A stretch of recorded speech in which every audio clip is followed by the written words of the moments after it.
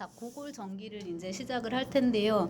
그에 앞서서 이제 뿌시킨 얘기를 잠시 상기를 시키면 그 1837년에 뿌시킨이 단테스하고 이제 결투를 해가지고 죽습니다.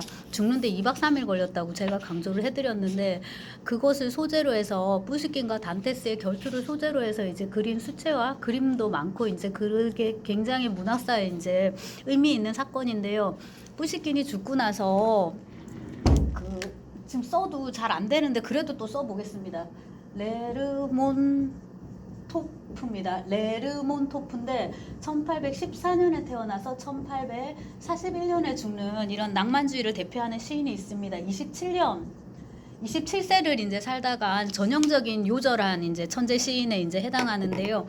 이 레르몬토프라는 이제 젊은 어린 시인이 1837년에 뿌시킨의 죽음을 접하고 굉장히 이제 충격을 받게 됩니다. 그래가지고 시인의 죽음이라는 이제 시를 쓰게 되는데 그것이 그 레르몬토프를 일약 스타로 이제 만들게 됩니다. 그래서 문학사를 놓고 보면은 뿌시킨의 바통을 누굽니까? 레르몬토프가 이어받은 걸로 이제 이렇게 되죠.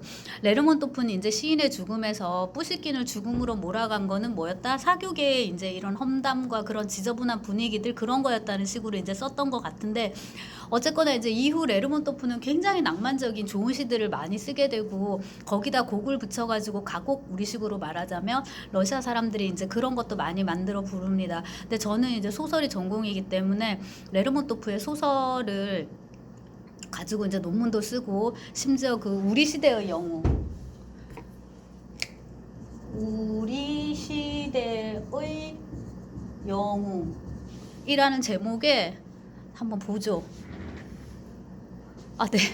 이렇게 되는데 아무튼 우리 시대의 영웅이라는 제목의 이제 소설을 이게 연작 소설 약간 그런 형식인데 이거를 쓰게 되는데 요것도 이제 제가 번역한 게 있습니다. 여기서 이제 그 레르몬토프는 나, 개인, 자의식 이런 거 다른 작가들은 하지 않았던 다루지 않았던 주제를 이제 쓰게 되고 굉장히 유치하긴 합니다. 왜냐면 이게 20대 초반 여러분이 지금 쓰시는 거거든요.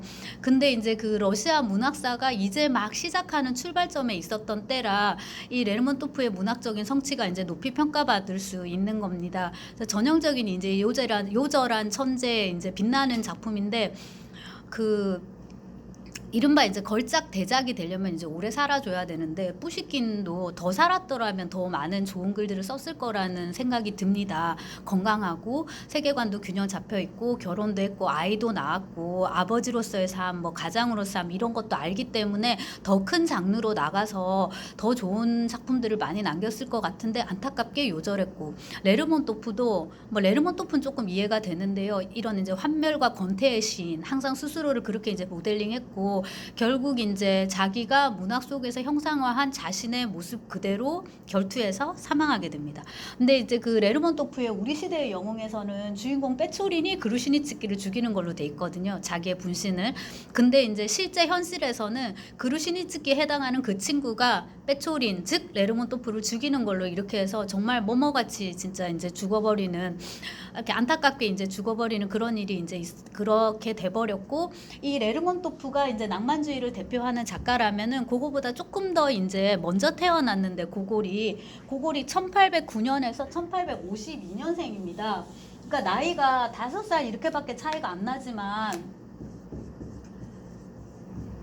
1809년 1852년인데 근데 이게 지금 프린트물에 다 있는데 제가 습관적으로 쓰게 되네요. 아무튼 그래서 레르몬토프하고 이게 5살밖에 차이가 안 나지만 작품 세계가 너무 다릅니다. 굳이 이제 전후 관계를 이제 설정을 하자면은 레르몬토프는 이제 그 낭만주의 살다가 낭만주의 죽은 작가고요. 고골은 그거에 대해서 이제 그것에 애매하게 걸쳐 있으면서 결과적으로는 이제 1840년대를 연 그런 이제 작가로 그리고 이제 마지막에는 그냥 살아 있으되 문학적으로 활동하지 않았기 때문에 사실상 죽은 거나 다름없이 이렇게 되지만 고골 없는 도스옙스키를 우리가 상상할 수 없습니다. 그다음에 그보다는 역할이 적다고 할 수도 있겠지만 레르몬토프 없는 도스옙스키도 또한 상상할 수 없고 이들이 없는 톨스토이를 우리가 또한 상상할 수가 없습니다.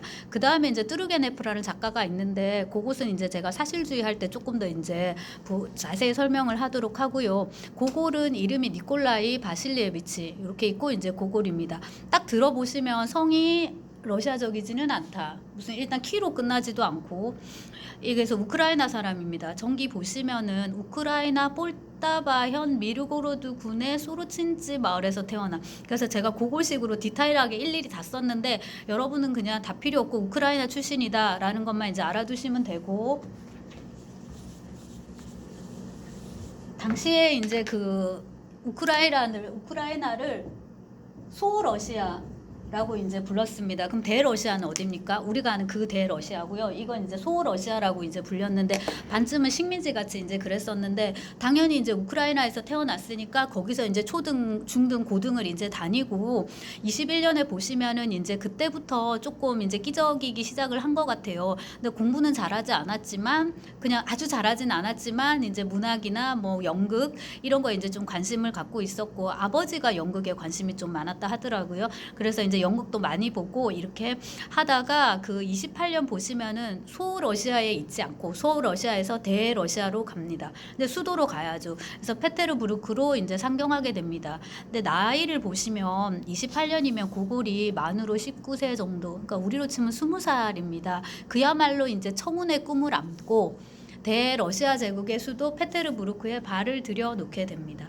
근데 거기서 고골이 다양한 시험을 해봐요. 이것도 저것도 다 해보는데 예컨대 관리 생활도 해보고 그 다음에 미술도 좀 그려봅니다. 그것도 해보고 그 다음에 되게 뜻밖이었는데 연극을 좋아했다 그랬잖아요. 근데 그 배우가 되려고 그 배우 생활을 조금 시도를 했습니다. 근데 제가 이제 이 얘기를 왜 하냐면은 그 고골의 사진을 이제 우리가 봐야 되는데 이쯤에서 원래는 제가 이제 보도록 이렇게 하는데 하다못해 책이라도 이렇게 들고 보여주고 인상을 말해봐라 이제 이렇게 하는데 지금 그럴 수가 없는 상황입니다만은 고골의 사진을 여러분 보시면은 이제 좀 거시기 합니다. 근데 이제 고골이 저 얼굴로 뭐 햄릿을 맡았겠어요, 뭐 리오왕을 맡았겠어요, 맥베스 역을 했겠어요. 근데 이제 들리는 말에 의하면 주로 여자 역할을 했다고 하더라고요. 이렇게 가르마 이 5대1 가르마하고 이제 깻잎 머리 이렇게 해가지고 이제 근데 또 듣고 보니까 그것도 조금 일리가 있다 싶고 그 다음에 이제 그 고골을 읽어내는 한 방식 중에 정신분석학적인 접근법이 있습니다. 왜냐면 이제 고골이 당연히 그 시대의 남성이라면 지금 시절도 마찬가지지만 응당 있어야 되는 연애 라인이 거의 없는 거예요, 전기에서. 그 다음에 이제 소설을 들여다봐도 이른바 정상적인 의미의 연애? 그게 이제 레르몬토프는 그런 게 엄청 많거든요. 그냥 이렇게 막 유혹하기도 하고 또 냉소적으로 대하기도 하고 상처도 받고 뭐 등등등 그런 게 되게 많은데 이게 그런 게 없는 거예요. 그래서 그런 것들하고 맞물려 가지고 이제 고골이 그 여자 역할을 했다는 것도 조금 생각할 수도 있겠다 싶고요. 자, 그 다음에 그 30년 1800 이제 30년 보시면은 아니요 29년에 거기 보면은 다시 그러니까 고골이 이러저런 활동을 했는데 또 그 중에 하나가 이제 문학이었습니다. 근데 이제 그 한스 큐엘 가르텐이라는 작품을 썼다라고 돼 있는데 요것이 굉장히 웅장한 분위기의 서사시 이런 거더라고요. 근데 저도 조금 읽어봤었는데 근데 이게 완전히 실패합니다. 그래서 고골이 돌아다니면서 그나마 몇 부 되지 않는 그 원고를 다 걷어가지고 불살랐다고. 근데 이제 고골은 20대 초반부터 이미 이렇게 불사르는 버릇이 있어요. 근데 사람은 자기 버릇을 버리지 못하죠. 나중에 죽을 때도 죽은 혼을 불사릅니다. 그거를 이제 또 렛빈이 그림으로 이제 고골이 자기 원고를 소각한다 이런 제목의 이제 그림으로 이제 표현하기도 했을 정도인데 요게 이제 실패를 합니다. 그러나 30년 보시면은 성 요한제 전야 이런 걸 이제 발표를 하고 여러 그때 문학 인사들하고 친교를 한다라고 돼 있는데 여러분들이 다른 사람은 몰라도 벨린스키는 꼭 알아두셔야 되겠습니다. 그래서 네. 비사리온 그리고로비치 벨린스키입니다. 벨린스키인데요. 이 사람은 19세기 러시아 문단을 쥐락펴락했던 아주 대표적인 이제 비평가인데 어떤 의미에서는 그러니까 쓰인 소설을 읽고 평했다라기보다는 심지어 앞으로 쓰일 소설의 방향을 내가 잡아주겠다라는 식의 사명감을 가진 그런 비평가. 어떻게 보면 무슨 그런 건방진 비평가가 다 있어라고 생각할 수 있겠지만 벨린스키는 비평가이기 이전에 어쩌면 사상가였기 때문에 또 그런 것도 있고 벨린스키는 이제 계속 얘기될 텐데 특히나 도스옙스키를 등단시켰습니다. 그리고 이제 푸시킨과 고골 레르몬토프의 거의 이제 동시대인으로서 이제 그들과 함께 읽었고 그들 문학의 방향을 잡고 마찬가지로 이제 도스옙스키 같은 후대 작가를 또 등단시키고 톨스토이와는 인연을 맺지 못했어요. 왜냐하면 요절을 해버렸거든요. 그리고 이제 도저한 사회주의자였고 등등 그렇습니다. 그래서 이제 이런 친구들을 알게 되고 1831년 보시면 이제 푸시킨을 만나게 되고요. 여러 소설들을 발표를 합니다. 요것도 이제 제가 대학원에서는 다 한 번씩 읽었던 건데 어떤 얘기냐면 고골이 아까 그 우크라이나 출신이라고 이제 말씀을 드렸지 않습니까?